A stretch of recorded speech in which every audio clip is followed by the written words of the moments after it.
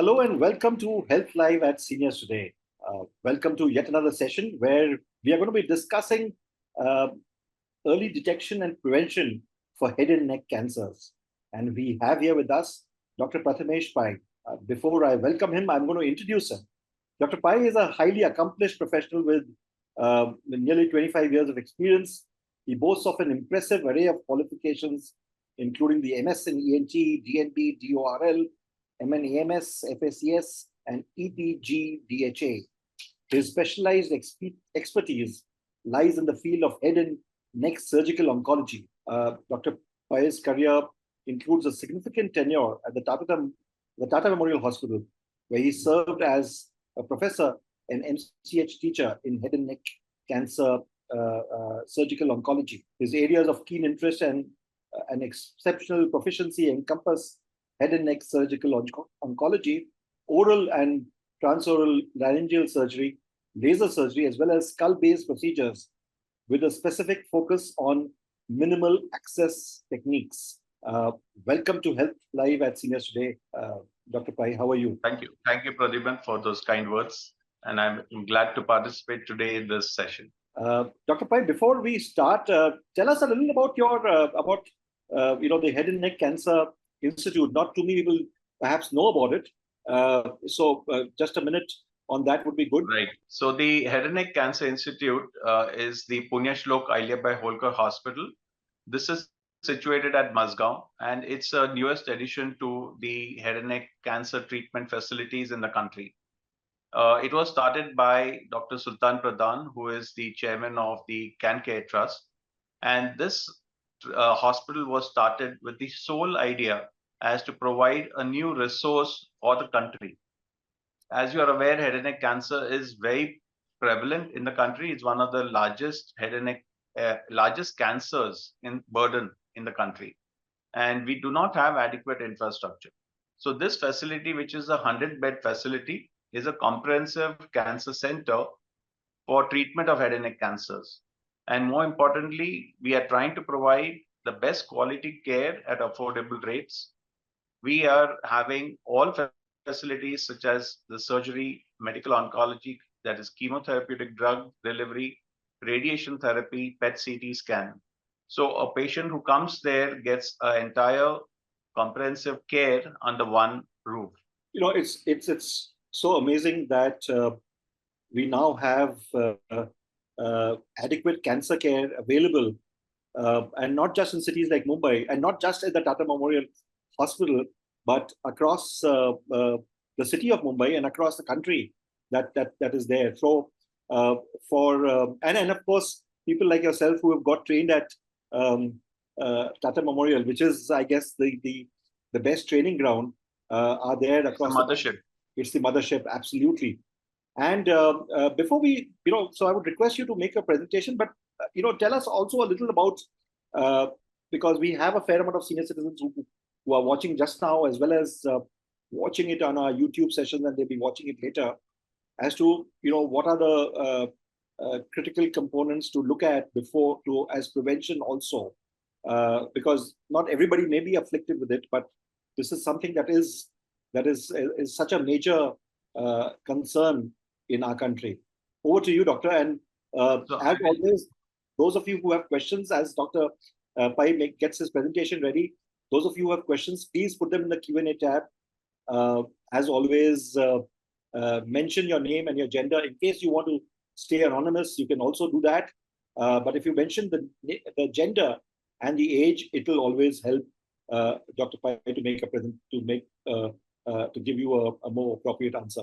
As always, right. Remember, this session is essentially advisory in nature. Those of you who have a concern that is there, you should approach your nearest oncosurgeon, oncologist, or of course, doctors who come on our shows like Dr. Pai are available for a teleconsult through their hospitals. As you know, his email address and his phone number are there on the screen. This session is being recorded, and it will be there on the Seniors Today website on Monday the 24th in the evening. So you can look at that, you can watch again, even if you don't make notes in the presentation at all. you can watch it again and satisfy yourself with all the knowledge. Over to you, doctor. Thank you. What I would like to tell you in brief is about the head and neck cancers. Um, as we are aware that cancer is more common as we age, and when we are seeing this in the population, we find that the patients who are more than 60 outnumber the people who are children below 5, and more than 80% of older people will now be living in countries such as ours. And we know that by the year 2050, more than people who are more than 60 will double. A third of all these patients can have cancers, and we are here to understand what are the risk factors that will predispose these group of people who are above 60 to have cancers. We know that cancers are on the rise, and what is predicted is that by year 2045, we'll have almost doubling of the cancers that we are seeing today. When we look at India, head and neck cancers is the most common cancer in the male population. And it forms around 30% of the cancer burden in our country. Where I was working previously at Tata Hospital, in the year 2022, we registered 12,000 new cases of head and neck cancers. And we performed almost 2,500 major surgeries. And 1/3 of them required reconstructive surgery. But you can see this is a mere drop in the ocean. We need to fight tobacco and alcohol because these are the most important causes of cancer today. And you'll be surprised to note that betel nut is a class 1 carcinogen, which is very predominantly used in social circumstances as well as routine consumption in our country, which might predispose a lot of people to tobacco and cancer formation. Now, as we age, we tend to lose teeth, and most of the people above 60 or 70 would have dentures, and many of them today would go in for implants. So we need to be aware that chronic irritation in the oral cavity is also a major cause of cancer in the patients who are non-habitual, meaning do not have alcohol or tobacco consumption habits. So we need to be extremely careful when we are putting dentures and especially implants. Now, why we are trying to discuss about early detection? Because the majority of patients who present to us in the clinic are advanced. So they come in stages 3 and 4, wherein the survival drops by 50%, even in spite of the best treatment. What we need to be aware that if we detect the cancers early, more than 60% of the patients can be cured.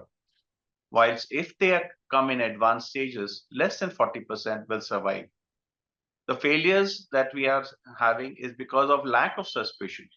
We do not pay attention to the symptoms and signs that we have. We do not actually undergo proper diagnostic intervention or treatment, and we do not pick up these diseases early. Now, I'll just briefly tell you what are the various sites involved in head and neck and what are the common varieties of cancer.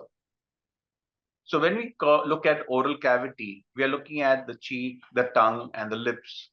Now, very often you find that there are white patches on the tongue, on the gums, some white patches near the angle of the mouth, and some lesions in vicinity of the teeth, which are bad.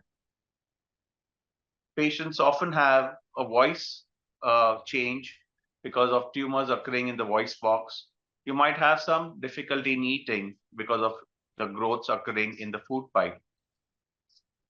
You can have tumors arising in the tonsil, in the palate, in the thyroid and parathyroid. You can have lesions occurring in the salivary glands. You have two major salivary glands, the parotid, which is near the ear, and the submandibular gland, which is below the jawline. Now, these tumors are rare, but when they manifest, they can be vicious. And finally, you have tumors occurring in the nose and the paranasal sinuses, and in tumors very close to your skull. Now, when do you actually suspect that you might have cancer? If you have persisting oral lesions, if you have a change in voice, you have any altered swallowing, you have any swelling in the neck, you have any nasal obstruction, and all this does not subside in spite of the best of treatments, then you should visit a doctor. You need to be aware that these are symptoms which, if not diagnosed early, can grow. You should consult either a ENT surgeon or a dental surgeon who will be able to pick up these lesions very early on. And the diagnostic modalities generally used are a complete clinical examination, and you need to document it so that we are aware if this is not a cancer, then how is it progress. So we need to understand that it doesn't take a lot of technologically advanced investigations to detect these. A simple examination in the oral cavity can give you an idea about what's happening. So I just like to conclude by saying that we are talking about seniors and we are talking about elderly, but age is just a number. We need to be aware of how we are living. We know that as we are looking at better modalities of treatment, we can detect this early and treat the cancers optimally. We need to know how you feel and live your life is what matters. Thank you very much. Thank you very much, Doctor, for an excellent presentation, short and still very detailed. We have a few questions that come in, but let me start with a question which Sheila Kohli has sent. Her question is, how long does it take for the cancer to manifest if one has implants and dentures? So that's a very important question because we are finding more and more patients coming to us with the possibility that you have dentures being used over a long period of time. What happens actually in a denture usage is that these are either removable or fixed. Now, the problem occurs in the fixed implants because the fixed implants cannot be removed by the person himself. He has to depend on the dentist. And when they don't visit a dentist, you can have food particles collect beneath it, which cause chronic irritation. Remember, the bacteria also cause inflammation, they cause changes in the mucosa, and that is what is going to cause a chronic irritation. So it takes a long while. Tobacco takes almost 10 to 15 years before it manifests as a cancer. And likewise, chronic irritation, a chronic ulcer will take anywhere between 3 to 6 months to develop into a lesion. And a chronic lesion over a few years can lead to cancer. So please do not wait longer than you require to. If it is painful, if you're getting foul breath, if you cannot remove your denture, you need to constantly visit your dentist quarterly in order to take care that you do not have any chronic irritation developing beneath the denture.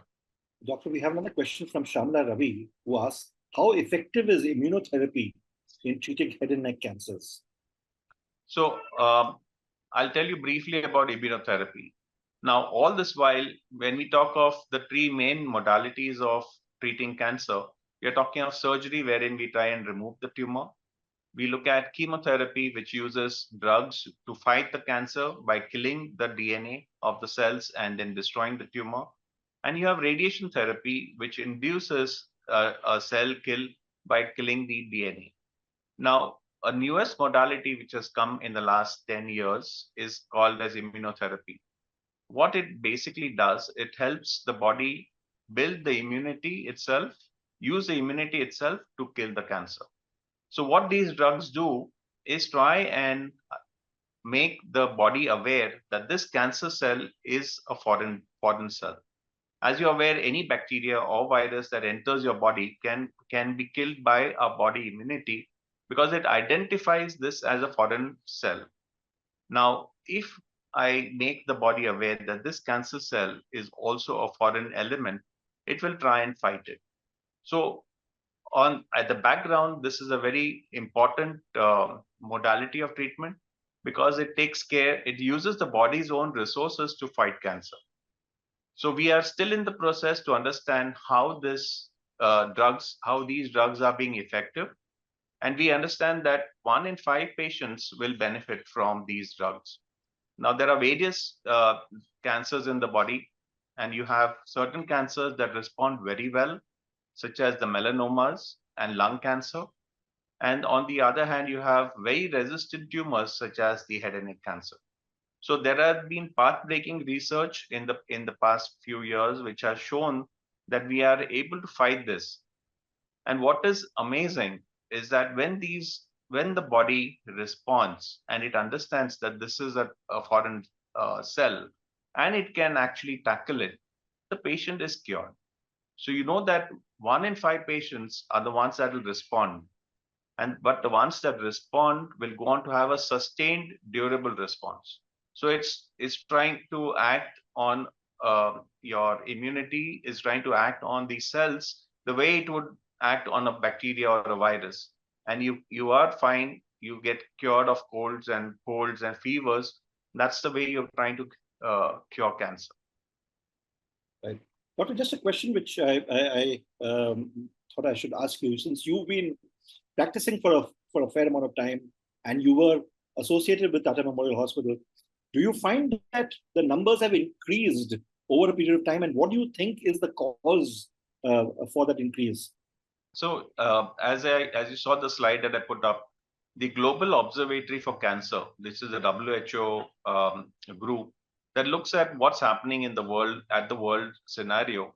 You know, we are seeing that there's going to be a doubling of cancer in the next 25 years. Now, what that means is the environmental factors are increasingly causing us to develop cancers. Two, the people are living longer, so there are some changes that happen as we age, which leads to a lot of mutations, which can develop cancer. But more importantly, in our country, we are seeing a trend where more people are getting diagnosed. So you can be aware that 1.4 billion of our population can't have the same access to healthcare that we have in the city. Now, as the cancer awareness is increasing, the availability of infrastructure is increasing, more number of people are getting diagnosed. So on two fronts, one, more number of the population is increasing, the longevity is increasing, and the ability to diagnose is improved. So on all these three fronts, we are seeing more number of cancers coming to us in the clinic. Right. Doctor, this is a question. There are two questions that have been asked, which are general. They come to me by WhatsApp. One is that I have taken the COVID vaccine, 3 doses. Does this make me more vulnerable for cancers, or is it because I've read that it could be making me more vulnerable? No, I don't think that's that's a very common myth. You know, everybody seems to be associating everything with COVID. I have got giddiness. It's maybe because I got a vaccine. I got increased bleeding. It may be because I got a vaccine. It's not. The vaccine was the one that actually helped the entire world get through this pandemic. And we need to realize that all vaccines act on the immune system. So I don't think that the COVID can be directly linked to any symptom or sign that you're having. Yes, there are certain features of the COVID vaccine which have been linked to certain increased incidences of intracranial bleed and all, but I don't think there's a direct correlation established yet. The other general question that is asked is, and doctor, this doesn't concern the head and neck cancer that you are discussing, but is it an okay thing to take a second opinion when even after one has received a diagnosis? Certainly. You know, what happens is it comes as a shock to you that you have developed cancer. And usually the people go through the entire phases. You know, they first have denial, then they have anger, then they have acceptance. So if you feel you're not convinced, you should take another opinion rather than just let it go by. You need to be aware that the average time for detection to treatment is 6 months in the country. And the reason that is happening is people do not want to accept the fact that they have cancer. So if you feel any concern that, no, I may not be having cancer, or I do not agree with what treatment has been planned, it would be a good idea to take another opinion. But please do not listen to your relatives, because your relatives are not experts and they might not guide you properly. Very often we find a lot of patients are being misguided into treatments based merely on the advice given by their relatives. So seek an expert opinion, because that's something that is very important for you, understanding that more than 60% of our patients can be cured of cancer if detected early. 60% is a very heartening note. So this person has asked a counter question. He says, "Thank you for the answer, but do you think my primary physician will be upset if he knows that I'm taking a second opinion, or shall I consult him and then take a second opinion?" The primary physician, as in a general practitioner, would not be upset, because he is the family friend. He is the physician to whom you're going for all ailments. Sorry, I think he meant the primary oncosurgeon whom he... Primary oncosurgeon also will not be hurt by the fact that you're consulting someone else, because he is aware that the patient needs to be convinced that he has cancer. So if you were coming to me and you seek another opinion, I would not be offended. So please be aware that you need to be comfortable with your diagnosis, comfortable with the physician. And if you are not, please seek another opinion. Right. Thank you. I think, doctor, that's a very clear thing. But obviously, we are in a world where there's this other than relatives, etc. We have Dr. Google, who is which is there in all pervasive. And now artificial intelligence. So you never know what information there is that is coming. But so the question that is there, I would like to ask is that hospitals like yours and Tata Memorial Hospital, etc. Do you all have a fair amount of information repository that is already available so that people can refer to? Yeah, in fact, there's more written about everything under the sun in the past 40 years than in the last 2000 years. So I'm sure that everything that we want to know about our diseases is all there on the net. But the problem is, how do you verify what you're reading is actually right? So it brings into focus a lot of these, as they say, WhatsApp Academy and the Google searches are throwing up information which may not be the right one for you. And since you are not, an expert, you might not be able to discern whether this is actually what you're trying to look for. So I would urge you not to get swayed away by Google and WhatsApp messages, but go and ask an expert.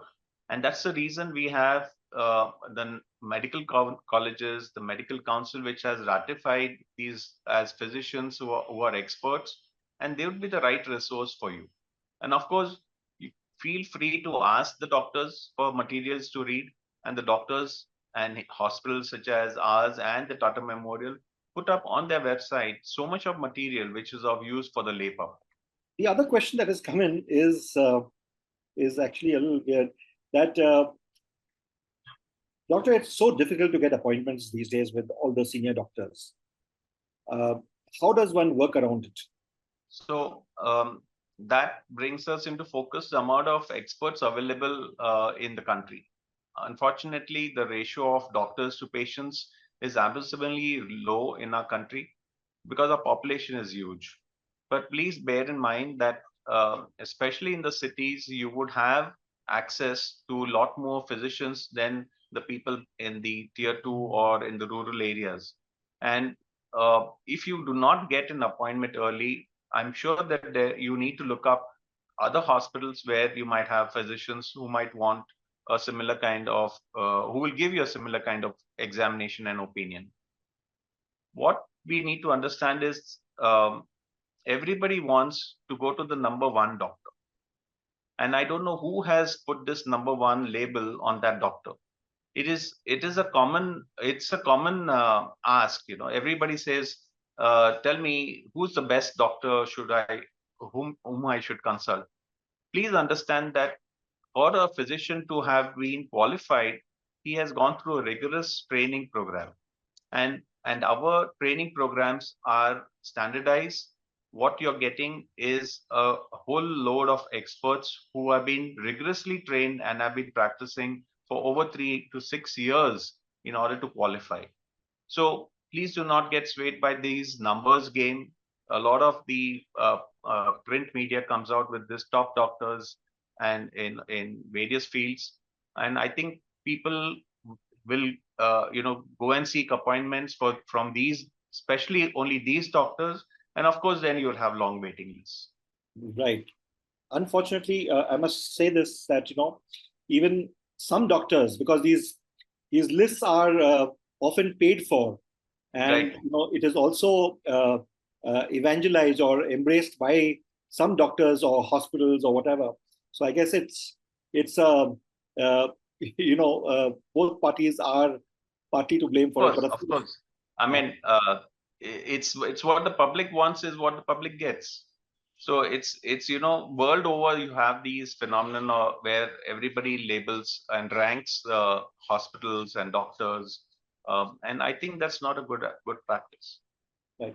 Uh, Doctor, this is a question that has come in from a reader who wants to say anonymous, and even I would have liked to ask this question. And this is without any offense to any other streams of medicine, but a lot of people go to when they find that they are on in an advanced stage of cancer, and especially in the case of head and neck cancers, they look up to Ayurvedic treatment and and homeopathic treatment, and and some of them do have positive results. What is your view uh, uh, to people like these who might be in two minds, given the fact that they are at the patients are at an advanced stage? So this is a very delicate question because a lot of our patients are swayed by alternative medicine.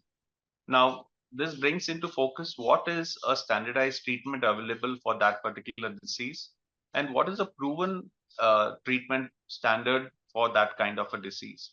So we need to understand that all pathies, whether it's allopathy or homeopathy or Ayurveda, they have doctors who are trained to treat these ailments. And as I am aware of my limitations, the other pathies, the doctors of other pathies are also aware of their limitations.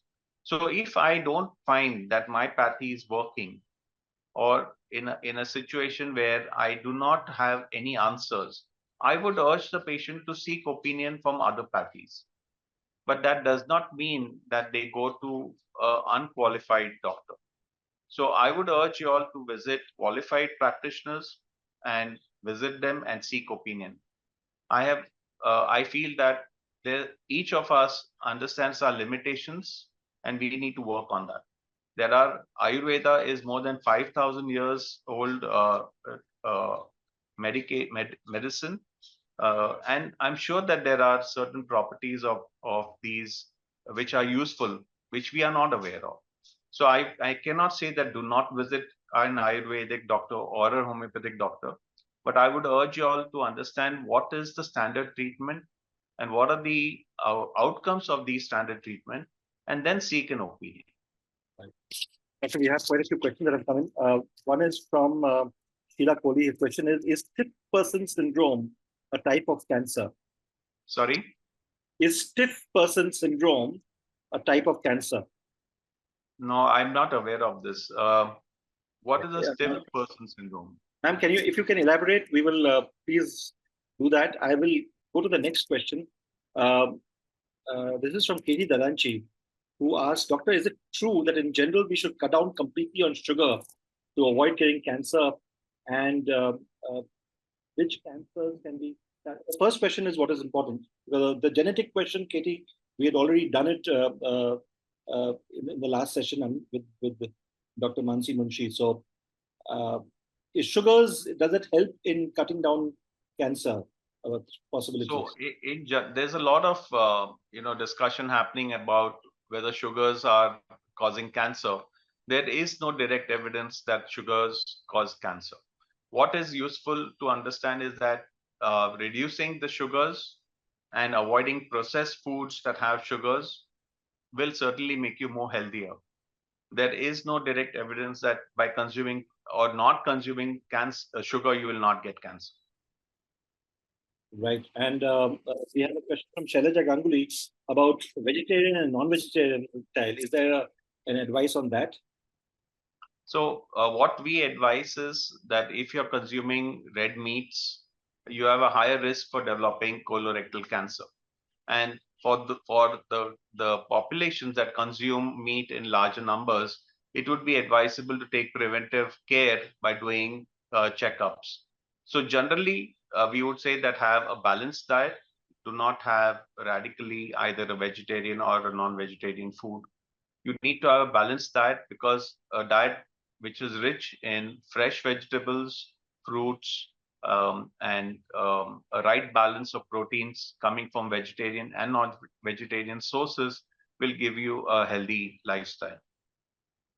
Right. So Sheila Kohli has clarified that it is the problem that Celine Dion has been suffering from. Basically, it's those muscle stiffness and painful spasms that can that come up. No, that is not related to cancer. All right. Doctor, there's a question which is from Shamla Ravi. Meningioma after resection twice and third time with radiation, is there a chance of a recurrence? So there are various types of meningiomas. There are different WHO grades, and the early low-grade meningiomas, if resected, do not really tend to come back. The ones that are which are higher grade or haven't been adequately resected, those might recur if they are not treated adequately. And usually the ones that are in the region which are very difficult to resect, radiation therapy is often offered to these patients. Right. Doctor, we have one last question. I know there's no clear answer for it. This is from Mr. Jammunathan, who asks, what will be the approximate cost of treatment for head and neck cancer? Well, that's a very general question. So what I would want to know is, what type of cancer are we dealing with? When we're looking at early cancers, and I think that's true for any cancer, if you're looking at early cancers, they are smaller in size, they are in locations which are easily treatable, and the treatment which is given to them is often cost less. As the disease advances, as we add in more treatment modalities, that's when the costs escalate. So if you're looking at surgery with radiation, and looking at surgery, radiation, and chemotherapy, then this entire gamut increases the cost of treatment. Right. Thank you very much, Doctor, for your time today and for answering all the questions very patiently. As always, to our readers, to our viewers here, the session will be, the recording of this will be available online on our website, seniorstoday.in, on Monday evening. So you can look at that along with takeaways, which are written by a medical practitioner. So go through that, and of course, consult your oncosurgeon, whoever you were speaking with, in case of any clarifications. Or of course, you can get in touch with Dr. Pai at the Head and Neck Cancer Institute, and his email address and number is there. Yeah. Thank you very much once again, Dr. Pai, for this session here today. I'll request you to stay on for a minute more. I'm going to ask our producer to play a video of the magazine that is just out, the June issue, which we couldn't play last week. So do have a look at the video and examine our contents. Even as that is being played, I must mention here that those of you who want to register for our webinars, for pre-register for webinars, you can do that. The link will be in the chat very soon, so you can do that. Also, remember, we are working on our 5th anniversary issue, which is coming up in July 15th. So you can enjoy that as well. But have a look at the website. Have a look at the magazine. It is there on our website, seniortoday.in. we have a special article, a photo story, text plus pictures plus videos by Urvi Piramal. And she has written on the Arctic, voyage to the Arctic, plus all our regular columns there. We had a doctor, a sexologist here, Dr. Rajan Bhosle. So he has answered some questions in the latest issue. Last month, we had a cover story on that. So enjoy the magazine, enrich yourself. It's free of cost, so you can have a look at that.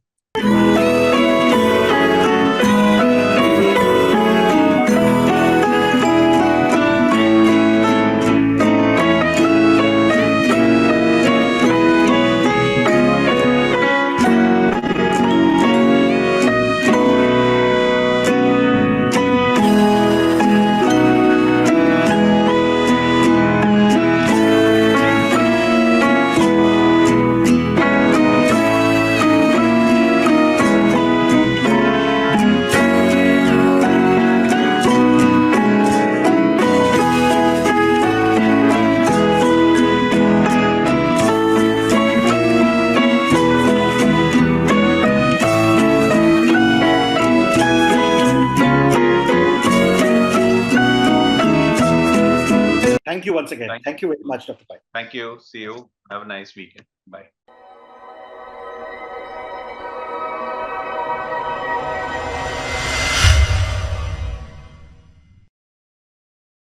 Subscribe now and press the bell icon. Never miss an update.